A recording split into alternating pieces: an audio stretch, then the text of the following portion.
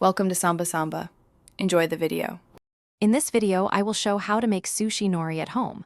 Start by collecting dried seaweed, clean water, a blender, and a fine mesh screen for forming sheets.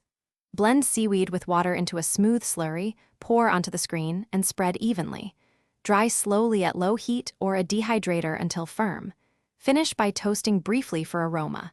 Keep storage airtight to maintain crispness. Blend rehydrated seaweed into a silky slurry, then form perfect sheets on a mesh. Use a ratio of 1 seaweed to 3 water for smooth texture, and work quickly to prevent drying. Pour the slurry in the center, and use a straight edge to spread it thinly and evenly across the screen. Aim for consistent thickness to ensure uniform drying and crispness in finished nori sheets. Drying and finishing are key to great homemade nori.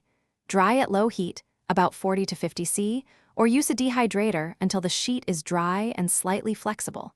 Toast quickly over medium heat for 10 to 20 seconds to unlock a nutty aroma. Let cool completely, then store in airtight packaging with a desiccant to preserve crunch. Proper drying prevents chewiness and extends shelf life. Thanks for watching. Consider subscribing if we helped you.